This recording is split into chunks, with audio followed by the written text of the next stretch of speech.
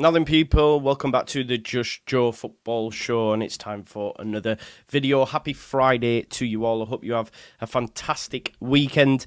We'll have a game on at some point this weekend, and I will try to make sure that I'm ready for a watch-along straight after that's announced. No spoilers, hopefully, from the YEP and co. Still no yellow shirt. I was hoping to be adorning that new beautiful kit, but it's still not arrived. Royal Mail need to pull their finger out. But today on this video, folks, we're going to be talking about Dejan Ljubicic because, of course, Leeds United have had a bid rejected. I think about 3.5 million it equates to. He's in the final year of his deal, doesn't want to sign a new deal at Cologne. I think it's a deal we get done. But the thing is, he's not really a player that a lot of us are aware of, if we're being totally honest. Unfortunately, normally we can have like a decent showing on a certain player and be like, yeah, this, and this.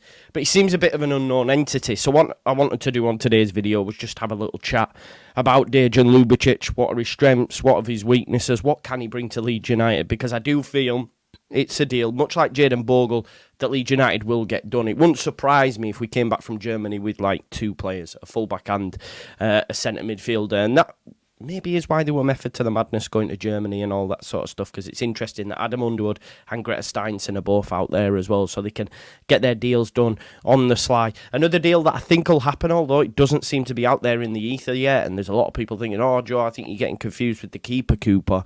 I have it from a very reliable source that Liam Cooper may be on his way to Sheffield United as well, so watch this space on that one. But without further ado, let's get into this video. So smash a like on it, subscribe to the channel, get your comments in, and of course hit that notification bell. I'll see you on the other side.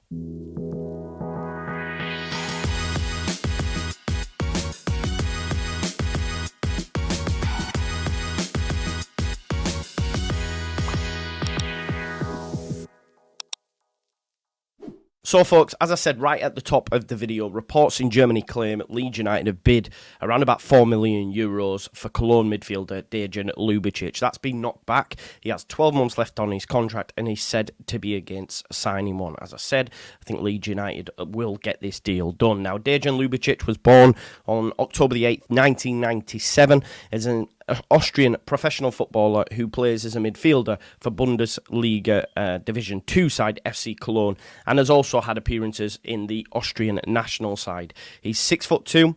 He's a versatile player and has operated both as a number 8 and a deeper midfielder, sometimes playing in the 6. His skills include hitting long shots, threading through balls and making recovery runs with well-timed tackles. So good in the centre midfield, both in an 8 or a 6. I think what's quite interesting from watching bits, hearing bits, Farke likes a certain type of midfielder. I think Buendia comes away from his normal vibe.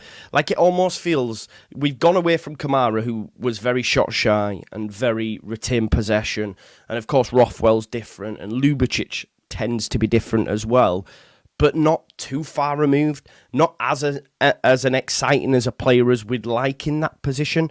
So yes, they're a little bit more attacking. Rothwell is Ljubicic, but not like you all-out gun-ho attack, forget defence kind of vibe. So, although Farke has changed from Kamara, I don't think it's that far removed.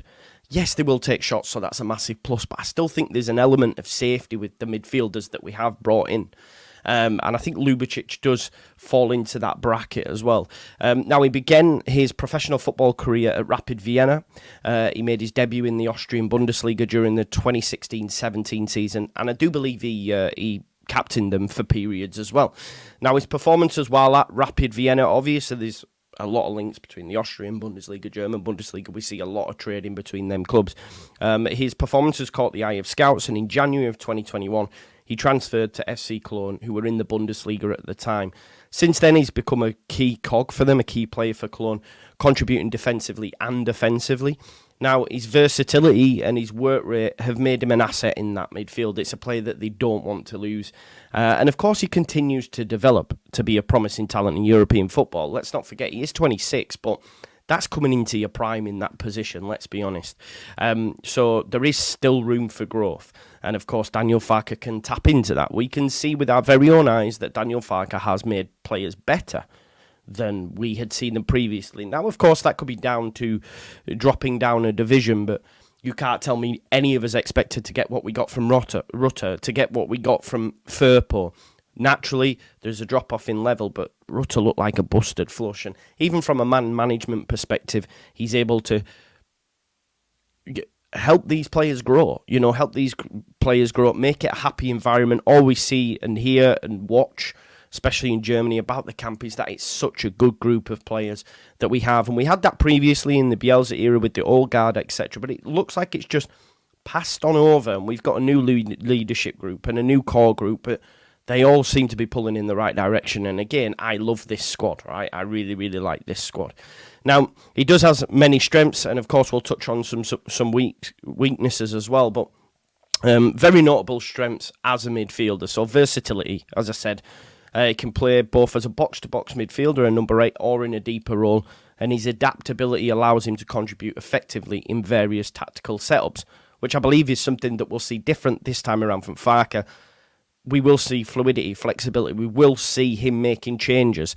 If we don't, now looking how deep the squad is and how many options he's got, I then start to question Farke myself, say, you just don't like making subs, do you, bro? He does possess a powerful shot from distance as well, so that makes him a threat when shooting from outside the box. It's something that he does have in his locker. Again, a la Rothwell, similarly to Ljubicic, he likes to have an effort at goal. Now, don't get me wrong, it's not crazy numbers, but again, it comes back to that thing of certain profile of midfielder that Farke likes. Yes, he likes to have an effort at goal, but he's not going to get you 20, 30 goals a season kind of vibe. I think his highest return has maybe been 5. I think overall throughout his career he's played 202 times, scoring 19 goals and 11 assists. So we'll chip in on the odd occasion. There's only been a few seasons where he's actually not scored, but in replace of that, he's then assisted as well.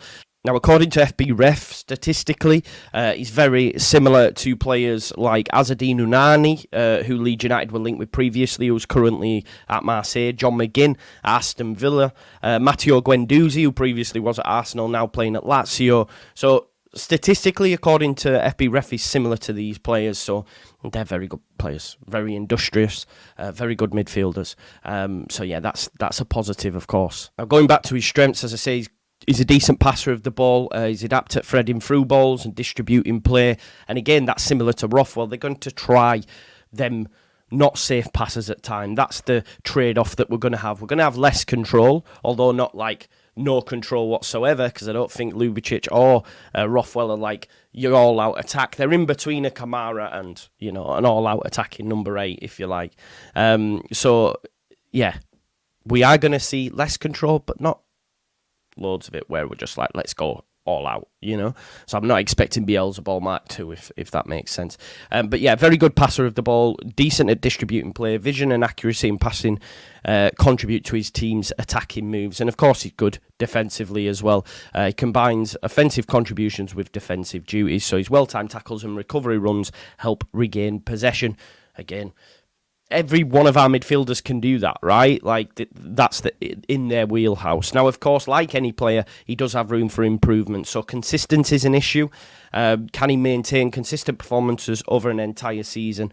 That's something that he needs to start doing. It's crucial for his development. But we do have a deeper squad now as well, and that's why Farke needs to use that bench when maybe he's had a drop-off. Now, physicality as well, great height. Hopefully great in the boxes. It's something Leeds United need.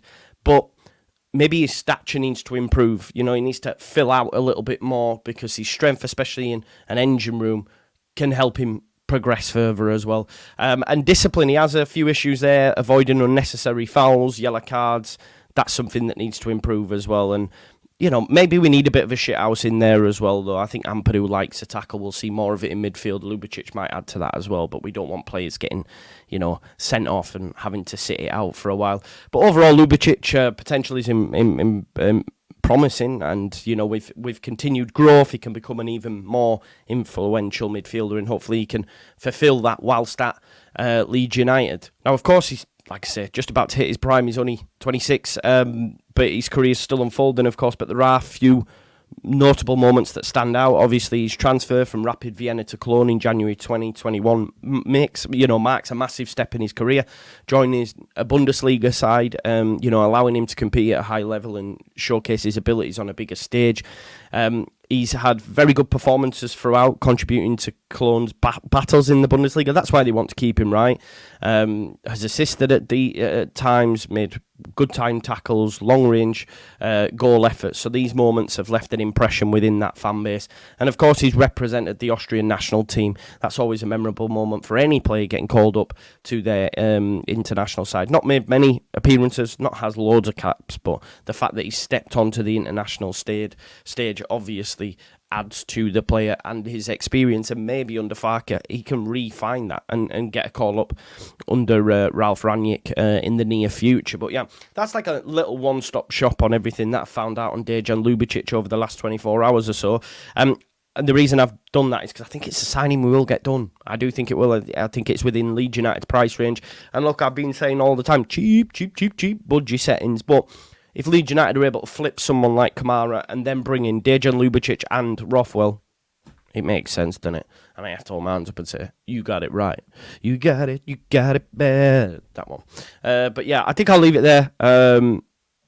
I'm going to be busy the next few days because obviously it's school holiday, so I've got my kids. But yeah, I'll be live probably on an evening when they're in bed and whatnot. So yeah, watch this space. But thanks as always for watching the Just Joe Football Show. Smash a like on the video, subscribe to the channel, get your comments in, hit that notification bell. I'll see you in a bit. Peace out. Leeds.